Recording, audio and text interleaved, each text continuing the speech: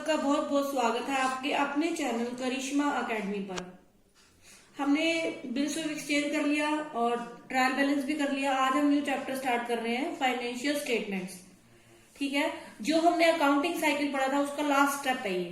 ठीक है, कहाँ से स्टार्ट हुआ था हमारा अकाउंटिंग साइकिल? जर्नल से। उसके बाद पहले ट्रांजेक्शन, फिर जर्नल होता है, जर्नल के बाद वो हो जाएगा सब्सिडरी बुक्स बनेगी, सब्सिडरी बुक्स के बाद पोस्टिंग, पोस्टिंग के बाद ट्रायल बैलेंस, ट्रायल बैलेंस के बाद फाइनेंशियल स्टेटमेंट बनेंगे। ठीक है, इसके अंदर देखो क्या इंक्लूड होता है। एक तो होता है हमारा trading and profit and loss account. ठीक है, अलग अलग भी बन सकते हैं, ये इकट्ठे भी बना सकते हो। फिर दूसरा क्या आता है? Balance sheet. ये क्या शो करता है? Profitability, profitability. ठीक है, या आप इसको ऐसे नहीं बोल सकते हो, फाइनेंशियल परफॉर्मेंस। परफॉर्मेंस मतलब देखो पता चल रहा है, परफॉर्मेंस को शो करता है। ठीक है, बैलेंस शीट क्या? बैलेंस शीट क्या शो करती है? Financial position. ठीक है, और मतलब इसके अंदर दो चीजें आती है, एसेट्स, लायबिलिटीज। ठीक है, और ये क्या शो करता है? तीन तरह के प्रॉफिट कह सकते हो आप। एक तो gross profit, gross profit, net profit और ऑपरेटिंग प्रॉफिट। ठीक है, फाइनेंशियल स्टेटमेंट्स क्या होते हैं? आर दो statements which shows the financial performance and financial position of a business.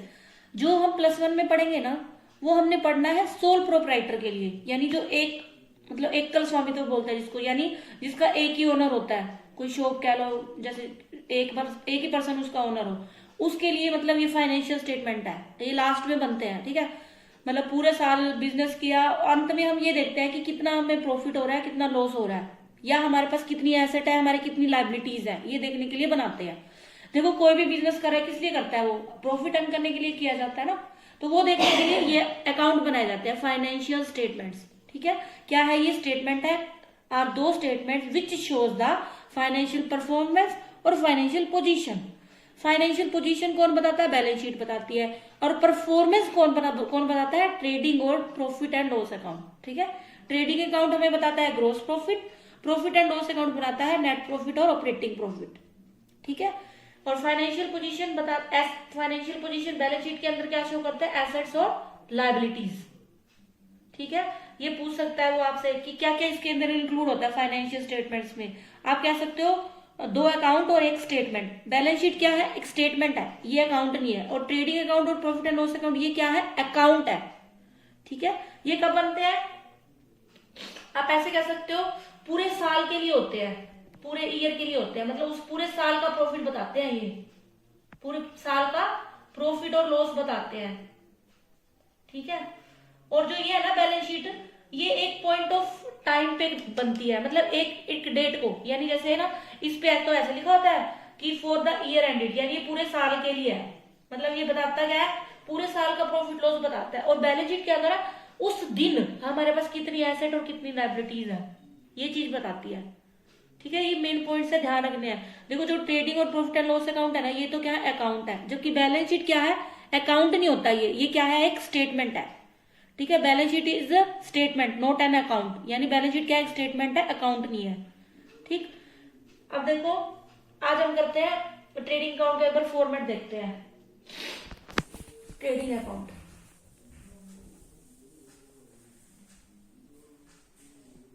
ये हो गया ट्रेडिंग अकाउंट, और यहां पे लिखोगे वही पर्टिकुलर अमाउंट डेबिट, और ये पर्टिकुलर अमाउंट क्रेडिट। यहां लिखोगे क्रेडिट, यहां लिखोगे डेबिट, और ऊपर लिखते हैं trading and profit and loss account यहाँ पे लिखा जाता है फॉर द ईयर एंडेड। यहाँ पे डेट जो ईयर दिया होगा वो लिखना आपने, फॉर द ईयर एंडेड 31, ऐसे लिखोगे तो फॉर द ईयर एंडेड जैसे 2019 है या 2018 ऐसे लिखेंगे। अब देखो ये है trading and profit and loss account for the year ended, ठीक है, यहाँ पे ईयर लिखना है हमने। अब हम स्टार्ट करते हैं ट्रेडिंग एंड प्रॉफिट। पहले तो ये ध्यान रखना, जो ट्रेडिंग और प्रॉफिट एंड लॉस अकाउंट है ये क्या है, नॉमिनल अकाउंट होते हैं, ठीक है। क्या है, नॉमिनल अकाउंट। नॉमिनल अकाउंट का रूल आपको पता है, डेबिट ऑल एक्सपेंसेस और losses and credit all incomes and gains, यानी इनकम और गेन्स को क्रेडिट करना है, और जो भी खर्चा हो रहा है या नुकसान हो रहा है या वो हो रहा है, कोई भी खर्चा नुकसान हो रहा है वो हमने यहाँ पे लिखना है डेबिट साइड में, ठीक है। नॉमिनल अकाउंट है, ठीक। अब हम स्टार्ट करते हैं। सबसे पहले ट्रेडिंग अकाउंट की आइटम होती है, यहाँ पे लिखेंगे हम टू ओपनिंग स्टॉक। पहले क्या लिखते हैं, टू ओपनिंग स्टॉक। फिर लिखते हैं टू परचेजेस। इसमें से करते हैं लेस परचेज रिटर्न। मतलब हमने क्या किया होगा, परचेज किया, हम क्या करेंगे, कुछ मान लो डिफेक्टेड माल आ गया तो हम उसको वापस कर देते हैं, तो वो लेस करके जो नेट परचेज होती है ना वो हम यहाँ लिख देंगे, और यहाँ पे ओपनिंग स्टॉक, ठीक है। यहाँ पे नेट परचेज, यहाँ पे परचेज, उसमें से नेट परचेज लेस करके जो आएगा हमारे पास वो लिख देंगे, ठीक है। उसके बाद यहाँ पे लिखते हैं हम टू डायरेक्ट एक्सपेंसेस। अब इसमें ना बहुत सारे हैं, तो ना हमने उसको 4 कैटेगरी में एक तरह से डिस्ट्रीब्यूट कर लेना है। एक तो आप ऐसे कह लो फैक्ट्री से रिलेटेड, फैक्ट्री आ जाए, इनवर्ड आ जाए, और प्रोडक्शन से रिलेटेड कोई भी एक्सपेंस है वो आ जाएगा इसके अंदर, ठीक है। और आ जाएगा हमारा प्रोडक्शन हो गया, परचेज हो गया। इसमें फैक्ट्री में देखो ऐसे आ जाएगा, फैक्ट्री ऐसे लिखा होगा, फैक्ट्री रेंट, फैक्ट्री लाइटिंग, ठीक है, फ्यूल चार्जेस, पावर, ये चीजें आ जाएंगी। और इनवर्ड में फ्रिट हो गया, कैरिज इनवर्ड हो गया, यानी इनवर्ड वाला लेना है। इनवर्ड का मतलब है कि वो परचेजेस पे हुई है, कस्टम ड्यूटी है, इंपोर्ट ड्यूटी है, बहुत सारी चीजें हैं वो आ जाएंगे, डॉक चार्जेस है हमारे, वो सारा आ जाएगा। वो डायरेक्ट एक्सपेंसेस है, आप इसमें लिख सकते हो, जैसे डॉक चार्जेस है,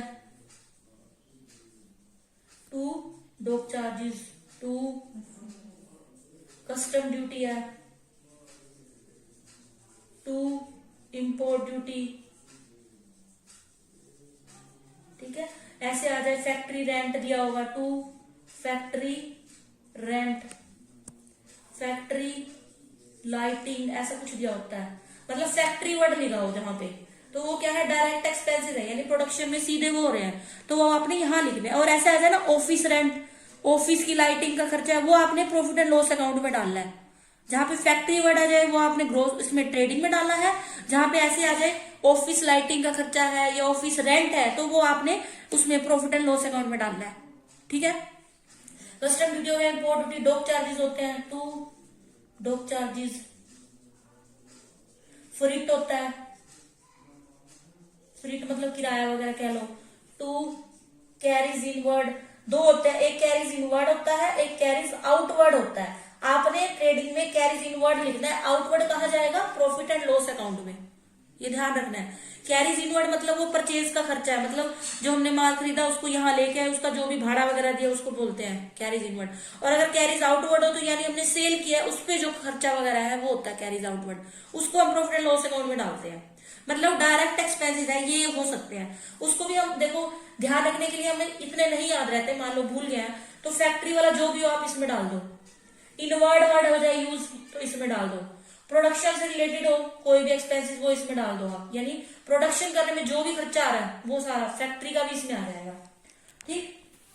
अब देखो आगे, ये तो था हमारा सारे डायरेक्ट एक्सपेंसेस आ जाएंगे, जो मेन थे मैंने वो आपको बता दिए, ठीक। और यहाँ पे हमारा आता है, ये सारे हमारे खर्चे थे। अब यहाँ पे हमारे इनकम की बात करेंगे, बाय सेल्स, सेल्स लेस कर देंगे, सेल्स रिटर्न, सेल्स रिटर्न, हाँ इसको क्या बोलते हैं, रिटर्न इनवर्ड भी बोलते हैं, क्या बोलते हैं, रिटर्न इनवर्ड। और इसको क्या बोलते हैं, परचेज रिटर्न को रिटर्न आउटवर्ड, ठीक है। रिटर्न आउटवर्ड भी बोलते हैं। लेस करके जो यहाँ बचेगा वो हम लिख देंगे नेट सेल। ठीक, यहाँ पे सेल में से नेट सेल, सेल से रिटर्न लेस करके हमारे पास नेट सेल आ जाएगी। और क्या आ जाएगा यहाँ पे, बाय क्लोजिंग स्टॉक, यानी जो अभी हमारे पास बिना बिक रहा जो माल पड़ा है वो हम यहाँ लिख देंगे। ठीक है, ये हमारे पास हो गया trading and profit and loss account की आइटम है सारी। इस साइड सिर्फ दो ही चीजें आएंगी, सेल्स और सेल्स रिटर्न और क्लोजिंग स्टॉक, यानी सेल्स में से सेल्स रिटर्न लेस करके जो बचेगा नेट सेल और क्लोजिंग स्टॉक। ये तो हो गया हमारा इनकम साइड का। और इसी साइड हमारे सारे खर्चे, वो भी डायरेक्ट एक्सपेंसेस लिखने हैं, ये ध्यान रखना है आपने। उसमें भी फैक्ट्री वाला हो, इनवर्ड वाला हो, कोई प्रोडक्शन का हो। ठीक है, ये हमारा फॉर्मेट है। अब हम टोटल करेंगे ना, देखो ये इनकम है और ये खर्चे हैं। अगर इनकम ज्यादा हो रही है तो हमें प्रॉफिट होगा, और अगर खर्चे ज्यादा हो रहे हैं तो हमें लॉस होगा। अगर इनकम ज्यादा हो रही है तो इसको यहाँ पे ये क्या आ जाएगा हमारे पास, टू ग्रोस प्रॉफिट आ जाएगा, टू ग्रोस प्रॉफिट। और अगर लॉस हो रहा है तो यहाँ पे आ जाएगा बाय ग्रोस लॉस। एक टाइम पे एक ही आएगा, या तो लॉस होगा या प्रॉफिट, ये ध्यान रखना। ठीक है, दोनों नहीं आ सकते। ये हमारा था ट्रेडिंग और प्रॉफिट, ट्रेडिंग अकाउंट। अब इसी के नीचे प्रॉफिट एंड लॉस अकाउंट भी बना सकते हैं, ऐसे ही बनाया जाता है। बाकी आप दोनों अलग अलग भी बना सकते हो, उसमें कोई दिक्कत नहीं है। ठीक है, अब क्या करना है, ये था, बस ये ध्यान रखना है। ओपनिंग स्टॉक, फिर उसके बाद परचेज में से लेस परचेज रिटर्न करके नेट परचेज, उसमें से फिर डायरेक्ट एक्सपेंसेस लिखने हैं। ये हमारा हो गया सारा वो नुकसान वाला कह लो, खर्चे वाला कह लो। इस साइड हमारी इनकम वाला आ जाएगा। अगर इनकम साइड ज्यादा है तो हमें प्रॉफिट हो रहा है, अगर खर्चे वाली चीज ज्यादा है तो हमें लॉस हो रहा है। ये चीज आपने देख ली है। अगर लिखना क्या है, हमने अपोजिट साइड लिखना है, ये आपको पता है चीजें। ये ज्यादा है तो यहाँ लिखना है इक्वल करने के लिए, अगर ये ज्यादा है तो यहाँ लिखेंगे बचा हुआ बैलेंस हम। ठीक है, ये हमारा था ट्रेडिंग और ट्रेडिंग अकाउंट। अब प्रॉफिट एंड लॉस अकाउंट भी इसी से बनेगा। अब देखो, अब हमारा इसी के नीचे ये जो ग्रोस प्रॉफिट आया ना, उसको यहाँ लिख देंगे बाय ग्रोस प्रॉफिट। अगर सपोज करो लॉस आता तो यहाँ लिख देते टू ग्रोस लॉस। ठीक है, ये सारे डायरेक्ट एक्सपेंसेस हमने लेस किए थे। अब करेंगे टू इनडायरेक्ट एक्सपेंसेस। ठीक है, इनडायरेक्ट एक्सपेंसेस में क्या आ जाएंगे, जैसे हमारे सेलिंग के एक्सपेंसेस हो गए, ऑफिस एक्सपेंसेस हो गए, एडमिनिस्ट्रेटिव एक्सपेंसेस हो गए, वो सारे आ जाएंगे। मतलब जो इसमें नहीं आए आप ऐसे से कह सकते हो, वो सारे खर्चे यहाँ आ जाएंगे। जैसे रेंट आ गया हमारा, सैलरी आ गई, वेज, एक हाँ एक यहाँ चीज ध्यान रखना, वेजिस यहाँ आएगी, वेजिस। ठीक है, वेजिस और सैलरीज दिया हो तो यहाँ, अगर सैलरीज और वेजिस दिया हो तो यहाँ पे आएगी, ये चीज ध्यान रखनी है। वो मैं बाद में एक बार और पॉइंट्स बता दूंगी आपको। टू ग्रोस लॉस, यहाँ पे by gross profit. To direct expenses, और यहाँ पे लिखेंगे by indirect incomes, indirect incomes.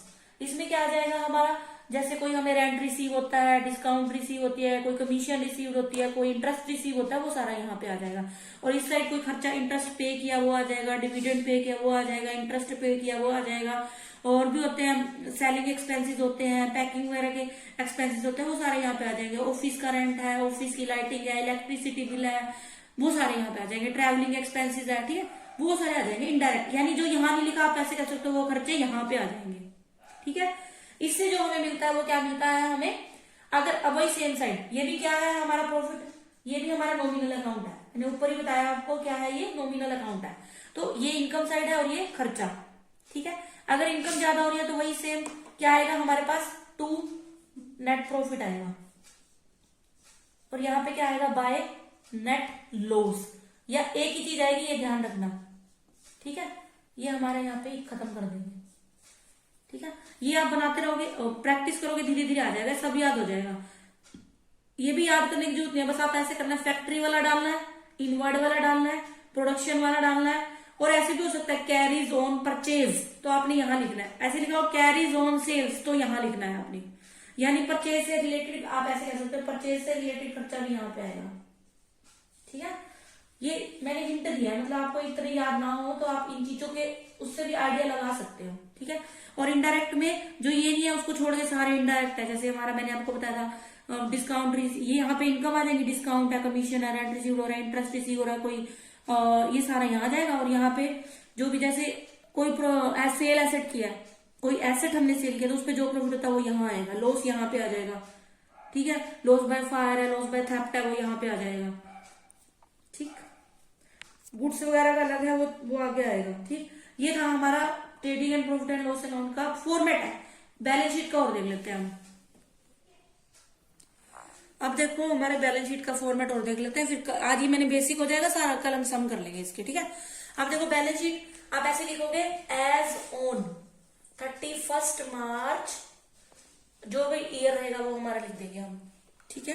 ये क्या है, एक पर्टिकुलर टाइम पे बताता है कि हमारे पास इतनी लाइबिलिटीज है, इतनी हमारे पास एसेट्स है। अब क्या है, इसको बनाने के भी दो बेसिस है। एक तो ये बनता है लिक्विडेशन के बेस पे, आप ऐसे कह सकते हो बेसिस ऑफ लिक्विडेशन, लिक्विडिटी कह सकते हो। दूसरा होता है basis of permanence, basis of permanence, ठीक है। बेसिस ऑफ परमानेंस के बेस पे बना सकते हैं या बेसिस ऑफ लिक्विडेशन। वैसे तो वो बोलता नहीं है कि ऐसे बनाओ, अगर बोलता है तो आपको पता होना चाहिए।